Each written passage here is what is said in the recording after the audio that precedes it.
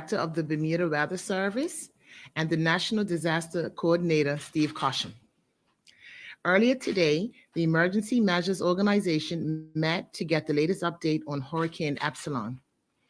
Hurricane Epsilon continues to be a potential threat to Bermuda, but based on the latest weather forecast, this weather system is expected to be similar to what Bermuda experiences during a winter gale. We do not expect a disruption of public services. I'm pleased to note that all of our partner agencies are ready and prepared should the need arise. From a public safety standpoint, I will note that there are some sea swells, particularly on the South Shore, associated with this storm, and I want to urge people to stay out of the water until Epsilon passes. At this time, I will turn it over to Dr. Mark Gashard to share the latest weather forecast. Dr. Gashard?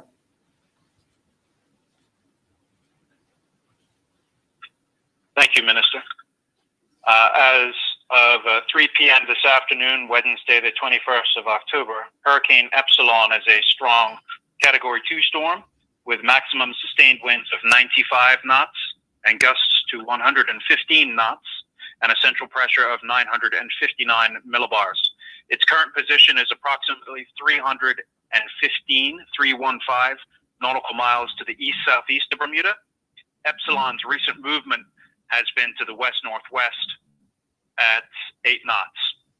It is currently forecast to move well east of Bermuda, over 175 nautical miles, overnight on Thursday. In terms of local conditions, the fringing winds around the outskirts of Epsilon will bring marginal tropical storm force winds that are just beginning this afternoon and will continue through tonight. Accordingly, a tropical storm warning is in effect. These winds will continue intermittently through tomorrow and Friday as the storm approaches and passes its closest point of approach on Thursday night. These winds will continue from the northeast direction today and tonight, gradually becoming more northerly through the day tomorrow as Epsilon nears its closest point of approach on Thursday night.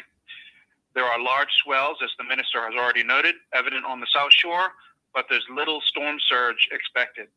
The general upshot of this event is that we can expect no worse conditions, no worse impacts than a winter gale, and there are no 50-knot or hurricane force wind speeds expected to affect the local area.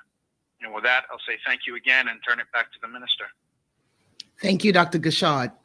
Bermuda, there's just 6 weeks left in the 2020 hurricane season. And as we have seen, this has been a particularly busy season. September and October are considered peak storm months for us.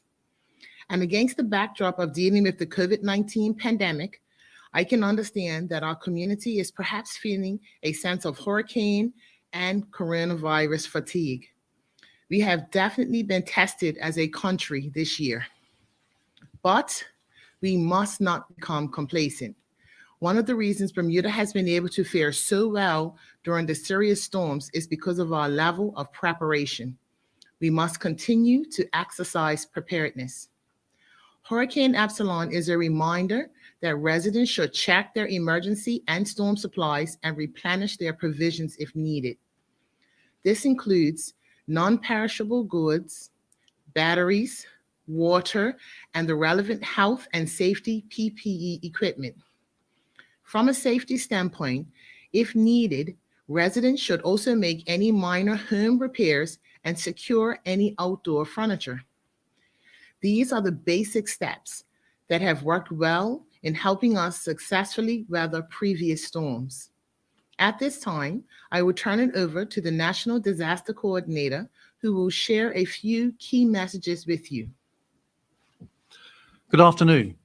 As we've heard from Dr. Gashard, Thursday evening and most of Friday will be windy with some strong gusts. As such, we do need to be mindful in our everyday business like riding bikes. The EMO have a tentative meeting planned for Thursday afternoon in case Hurricane Epsilon veers towards Bermuda and we have to take immediate action. If this occurs, the public will be notified immediately. In the meantime, I urge everyone to check the forecast on the Bermuda Weather Service website at weather.bm so that we all keep up to date with the weather forecast and we're not taken by surprise. Hurricanes Paulette and Teddy should have taken down the weak trees and branches. If you find yourself without power, call Balco on 955 or report it using their website. If a branch or tree comes down, please report this to Public Works on 295 5151. Thank you. Thank you, Mr. Cosham.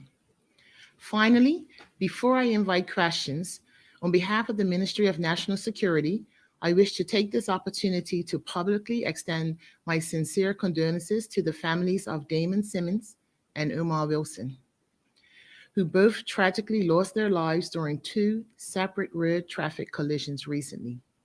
I offer my heartfelt sympathies to Mr. Simmons and Mr. Wilson's loved ones. These are tragic circumstances, and we certainly are keeping the families of these young men in our thoughts and prayers as they mourn their loved ones. One life lost on our roads, in my view, is one life too many. And I'm asking all of Bermuda's commuters and motorists to please exercise caution and safety as you navigate our roads. Thank you, Bermuda. Right. This is the opportunity to invite questions from our media. Jonathan from the Royal Gazette.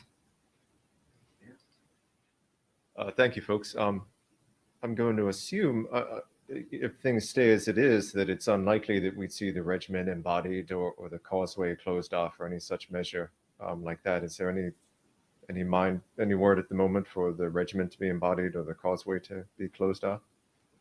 Mr. Bao, not at this time, but what Mr. Cosham has advised is we do have a tentative EMO meeting scheduled for tomorrow. And if there are any changes in the weather, decisions will be made at that time and the public will be notified immediately. Thank you. And I presume, even if it is something that we can expect from a winter storm, the message still stands not to play around in any waves that we get. I did notice there's quite an impressive surf out there, kind of not Teddy level, but pretty heavy nonetheless. Yes, as was indicated, the surf can be strong, and we've asked persons to stay out of the water during this time, just to and ensure that we act in an abundance of caution. Cool. Thank you. Thank you. Right. Well, that concludes today's press briefing. Members of the media, thank you very much for joining us, and we will update you accordingly if needed tomorrow. Thank you. Thank you.